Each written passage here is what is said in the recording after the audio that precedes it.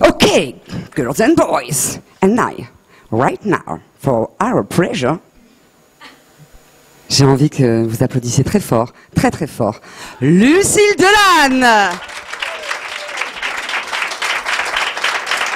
Merci, merci.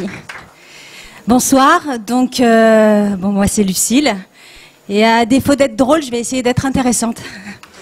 Alors, moi j'adore, je vais vous parler d'un truc que je trouve très très excitant, très très palpitant. On va parler idées, on va parler concept, on va parler abstraction. Ça y est, je vous emmerde. Non mais je savais, je peux pas être drôle.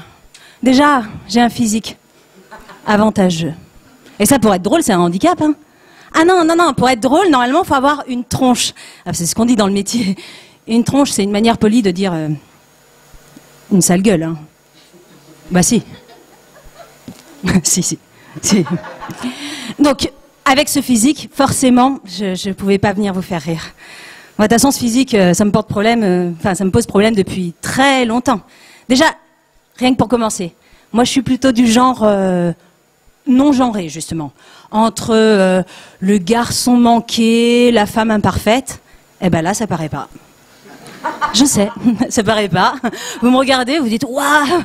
Je sais, il y en a même qui ont des fantasmes orogénitaux. Moi, à quatre pattes, en talons, jupe moulante, chemise qui explose sous mes seins rebondis. Non mais je sais, hein, ça arrive à beaucoup de gens. Même moi, hein, quand je croise un miroir, des fois... Et puis bon, j'ai enlevé les miroirs. Non ouais, je sais, c'est... Non, c'est pas toujours facile, hein, mais je vous en veux pas, hein, c'est l'habitude maintenant. Hein.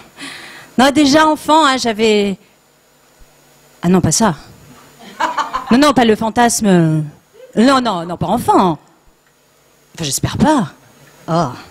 Non, je veux dire, déjà enfant, ce physique, ça m'a causé du tort. Il y avait des a priori, quoi. Chez moi, on disait de mon frère et de ma sœur qu'ils étaient intelligents. Et Lucille, elle est travailleuse. Mon frère et ma sœur, ils sont plutôt du type méditerranéen, vous savez, brun, yeux noirs, petits. Ouais, bah ça aussi, c'est un cliché d'ailleurs. Hein. Je vois pas pourquoi, parce qu'ils seraient type méditerranéen, ils seraient plus intelligents. Depuis quand les Méditerranéens sont plus intelligents? Bah non. Bah, ça se saurait. Bah, vous êtes là, hein. Vous m'écoutez? Donc bref, c'était de moi dont on parlait là. Donc mes parents disaient de mon frère et de ma sœur qu'ils étaient intelligents et moi j'étais travailleuse. Oui, pour mes parents c'est un compliment. Donc de travailleuse à une travailleuse, il n'y a qu'un pas pour certains. Ouais, quand on est blonde, aux yeux bleus, avec une bouche qui attire tous les fantasmes et qu'à 12 ans on fait déjà du 90C, bah forcément, hein. On me voyait plus travailler sur un trottoir qu'avoir un bac plus 5. Hein. Ouais, on attendait de moi que je sois limitée. Hein. Ah non, mais même conne en fait. Hein. Hein. Alors qu'à bien y réfléchir, travailleuse du sexe et bac plus 5, c'est pas forcément incompatible. Alors en même temps que je vous dis ça, je me dis comment on l'aborde. Est-ce qu'on aborde plutôt sous l'angle depuis la crise des subprimes, comment font les étudiants pour payer leurs études, qu'en est-il de la marchandisation du corps, ou alors est-ce qu'on l'aborde plutôt sous l'angle de quelle est la moyenne du QI des gens qui vendent... Eh oui, mais je crois qu'on digresse là, hein? On s'éloigne du sujet. Donc alors, qu'est-ce que je vous disais? Oui, alors, on attendait plus de moi que je vende mon corps plutôt que j'ai un bac plus 5. Eh ben, il y a eu mal donne, hein? Ouais, j'ai un bac plus 5. Ouais. Master's degree.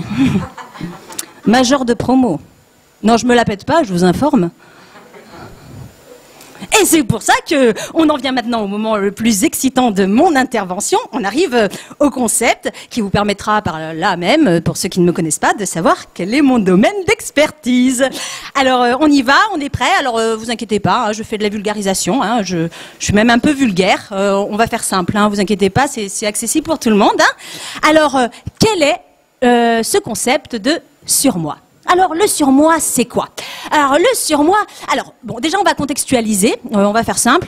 On va essayer d'expliquer la différence entre ce qu'on pense et ce qu'on fait. Par exemple, tu te lèves le matin, tu as la tête dans le cul, tu bois un grand bol de café, tu poses ton bol sur la table, et là, ta mère te dit Dis donc, le bol, tu peux pas le foutre dans le lave-vaisselle? Enfin, je suis pas ta bonne, là. Alors, en même temps que je le dis, je me dis, tiens, on pourrait transgenrer l'exemple. Hein. Tu te lèves, tu bois ton bol de café, et là, ton père te dit, ouais. Non, en fait, en théorie, on peut. En pratique, les meufs, il y a encore un peu de boulot. Hein, mais en théorie, bon, ça pourrait marcher. Donc bref. Et toi, face à ta mère, tu fais quoi? Au mieux, tu lèves les yeux au ciel, et alors, si tu aimes prendre des risques, tu souffles. Alors là, c'est ceux qui aiment prendre des risques. Hein. Autre exemple, hein, autre contexte différent. Tu es dans la boutique où tu travailles tous les jours, et là arrive le livreur. Le magnifique livreur, musclé, beau dans son jean moulant qui moule pare-choc avant, pare-choc arrière, arbre à cam. Et toi, mais non, tu fais rien. Tu rougis et tu dis merci, à demain. Et il s'en va. Pourquoi on ne fait pas ce qu'on a envie de faire? Parce qu'on a intériorisé le surmoi. S'il n'y a pas de surmoi, qu'est-ce qui se passe?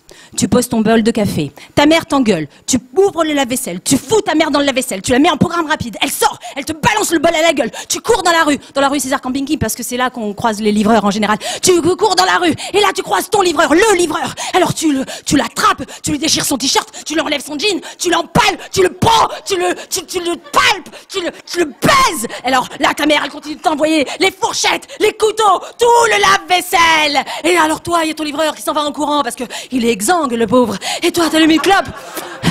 Mais café, clope, ceux qui savent, savent. Donc tu fais hein, au milieu de la rue, comme ça, là, au milieu de tout le monde. Mais si ça se passait comme ça, mais tout le monde baiserait, tout le monde se crèverait les uns les autres, ça serait un énorme carnage. Alors ce serait pas possible de vivre en société. Non. Alors qu'est-ce qu'on a fait? On a tous mis à l'intérieur de nous des petits flics dedans, c'est ça le surmoi. Alors on a tous mis, même un bon commissariat, hein. On a tous un bon commissariat à l'intérieur. Hein. Ouais, même les plus anarchistes, les gars. Si, vous avez des flics dedans. Ah ouais, si. Bah en fait, comment ça se passe? On crée des flics avec la nounou qui nous dit arrête de manger des crottes de nez, avec le maître de l'école, avec l'animatrice, tout ça. Même dans ton groupe de rock. Bah oui, quand il y en a un qui a dit oh les gars, ça serait bien qu'on fume dehors. Voilà, bah là t'as mis des flics dedans. Mais non, sinon on pourrait pas vivre en société. En fait, il y aurait pas de société, il y aurait plus personne sur la terre. Hein. Ça serait une grande mare de sang et de foutre. Ça serait dégueulasse. Dégueulasse, invivable. Hein. Bon après il y a l'inverse. Hein. Si tu as trop de surmoi, enfin je veux dire si le commissariat c'est plutôt les SS, c'est pas bien non plus. Hein. Attention, hein, point trop non faux. Parce que là tu sors plus de chez toi. Hein. Non là tu fais rien. Et donc il y a pas société non plus. Mais hein, si on se croise pas. Non ça marche pas non plus. Non parce que un peu de pulsion tout de même. Et ben voilà, donc ça c'est le sujet de notre prochain cours magistral. Hein, nous aborderons la prochaine fois donc la pulsion. Voilà, merci.